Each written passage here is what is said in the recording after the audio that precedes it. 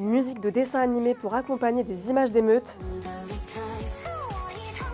Non, ce n'est pas du mauvais goût, mais seulement du hacking pour échapper à la censure chinoise. Petit rappel, depuis une semaine, la Chine connaît un mouvement social sans précédent, et les populations n'en peuvent plus des confinements et autres privations de liberté à répétition liées à la politique du zéro Covid. Et forcément, des contenus vidéo de ces manifestations arrivent jusqu'à nous, mais certains ont fait un petit bout de chemin. Pourquoi ? En fait, les contenus publiés sur les réseaux sociaux chinois sont scrutés par des milliers de censeurs pour filtrer toute parole gênante. Et ils sont d'ailleurs aidés par de puissants algorithmes. Il s'agit de programmes qu'utilisent d'ailleurs toutes les plateformes pour identifier ou éventuellement bloquer une vidéo choquante. Et pour le gouvernement chinois, pas question de laisser en ligne des vidéos de manifestations. Alors certains utilisateurs trouvent des petites techniques pour ne pas se faire identifier eux-mêmes, mais aussi pour passer au travers des algorithmes.